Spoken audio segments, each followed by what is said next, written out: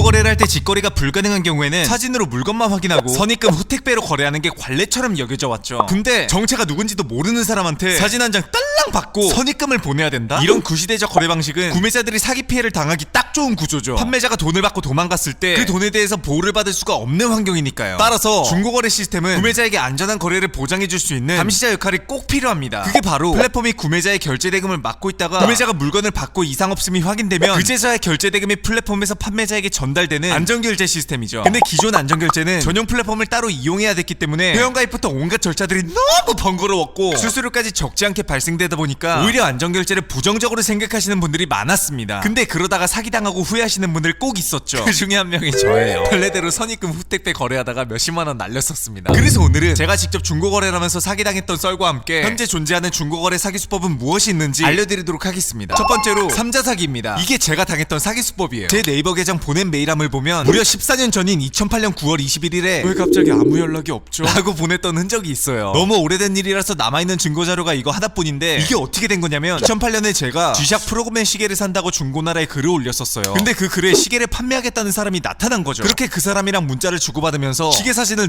넘겨받았는데 확인해보니까 상태도 괜찮고 가격도 마음에 들어서 바로 거래를 하자고 했죠. 그렇게 저는 중고거래 관례대로 판매자가 알려주는 계좌번호에 선입금을 했습니다. 근데 입금을 하자마자 그렇게 활발하게 연락을 주고받던 사람이 갑자기 잠수를 타는 거예요. 그리고선 하루가 지나도록 답장이 없길래 왜 갑자기 아무 연락이 없죠? 라고 이메일을 일단 보내놓고 문자 메시지와 댓글들을 싹 다 캡처해서 사이버 수사대에 신고를 했습니다. 이 사기꾼을 잡는 데까지는 한 3일 정도 걸렸던 것 같아요. 잡히고 나서 이게 어떻게 된 일인지 담당 경찰분한테 이야기를 들어보니까 먼저 이 사기꾼이 제가 시계를 산다고 올려놓은 글을 본 거예요. 그 뒤로는 다른 카페에서 동일한 시계를 팔고 있는 판매자를 찾아서 구매자 입장으로 접근하고 판매자에게 시계 사진과 계좌번호를 받아놓은 거죠. 그리고 저한테 와서는 판매자 행세를 하면서 판매자한테 받은 사진과 계좌번호를 그대로 넘겨준 거예요. 그렇게 저는 그 사진을 확인하고 사기꾼한테 받은 판매자의 계좌로 돈을 보냈고 그 판매자는 본인의 통장에 돈이 입금된 걸 확인하고 시계를 사기꾼한테 택배로 보내게 된 거죠. 이게 바로 구매자와 판매자 사이에 사기꾼이라는 제3자가 껴서 부당이득을 취하는 3자 사기입니다. 제가 당했던 사기가 이거예요. 근데 더 큰 문제는 이 3자 사기를 치는 사기꾼들이 14년이 지난 지금도 중고거래 플랫폼에서 판을 치고 있다는 겁니다. 3자 사기를 피해가기 위해서는 판매자한테 전자레인지 안에 제품을 두고 사진 찍어주세요, 포스트잇에 오늘 날짜 적어서 같이 사진 찍어주세요, 이런 식으로 완벽한 인증을 요구하는 수밖에 없는데 사실 중고거래하면서 이런 요구를 한다는 게 쉽진 않죠. 그렇기 때문에 각 개인 간 중고거래에 있어서는 안전결제를 이용하는 문화가 자리 잡는 게 꼭 필요하다고 봅니다. 두 번째로 가짜 안전결제 사이트 유도 사기입니다. 제가 선입금 후택배 거래 사기를 예방하기 위해서는 안전결제가 꼭 필요하다고 말씀드렸는데 안전결제를 원하는 구매자들에게 사기치는 방법도 따로 있어요. 바로 판매자가 가짜 안전결제 사이트 링크를 구매자에게 전달하는 경우입니다. 이 링크를 타고 들어가 보면 겉으로는 엠페이 안전결제 사이트와 비슷해 보이지만 배포 통장으로 돈을 빼돌리는 데에 사용하는 가짜 사이트로 접속이 돼요. 이게 어떻게 다른가 비교해보자면 일단 사이트 주소가 정상 사이트는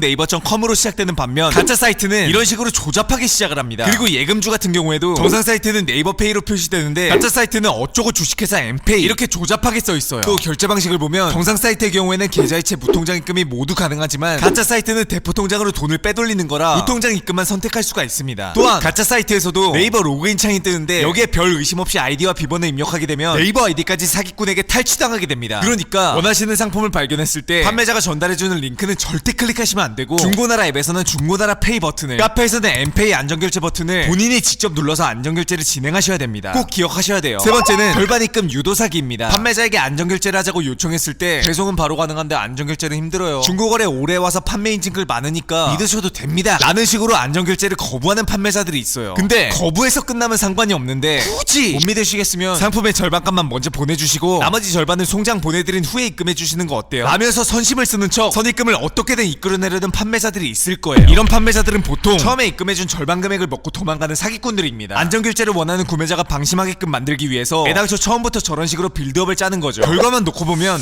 굉장히 하찮은 방식의 사기지만 실제로 당하는 분들이 꽤나 나오고 있으니까 조심하셔야 돼요. 내가 안전결제를 요청했는데 판매자가 어떤 핑계를 대든 결국 선입금 해주길 원한다? 그럼 사기꾼일 확률이 분명히 존재하기 때문에 다른 판매자를 구하는 걸 추천드립니다. 물론 사기꾼이 아닐 수도 있지만 리스크가 존재하는 거래를 굳이 해야 될 필요는 없으니까요. 여기까지 중고거래 시 당사자 간의 거래가 멀어서 선입금 후택배를 이용할 때 안전거래가 필요한 이유에 대해서 말씀드려봤는데요. 여러 플랫폼을 비교해봤지만 중고나라가 안전결제 관련한 부분에 있어서는 단연 최고였어요. 그래서 굉장히 긍정적으로 검토를 마치고 광고를 받게 됐습니다. 왜냐? 중고나라는 현재 앱과 네이버 카페 두 개로 나눠지는데 앱의 경우 중고나라 페이, 카페의 경우 엠페이 안전결제 이렇게 각각 안전결제 시스템을 도입해놨기 때문에 번거로운 과정 없이 클릭 몇 번이면 안전결제가 완료됩니다. 특히나 중고나라 페이는 무통장 입금 수수료가 무료, 카드 결제는 무이자 할부 3.5%고 엠페이 안전결제는 보통장입금 1%로 타사 대비 수수료가 굉장히 저렴해요. 그리고 중고나라페이의 경우 안전결제를 이용하더라도 사기의 문제가 발생하게 된다면 구매자에게 최대 100만원까지 보상해주는 중고나라 케어 사기보장제도 운영하고 있어요. 그냥 이참에 안전결제 문화 정착시키고 믿고 거래할 수 있는 플랫폼을 만들겠다는 의지가 보이는 거죠. 그러니까 중고거래가 필요하신 분들 중 안전결제를 체험해보실 분들은 사용하기 간편하고 수수료 부담까지 확연히 줄인 중고나라를 이용해보시는 걸 추천드리겠습니다. 그래서 오늘의 결론, 사기꾼들 밥줄 끊는 것만큼 짜릿한 게 또 없다. 쉽고 빠른 정보를 원한다면 호갱구조대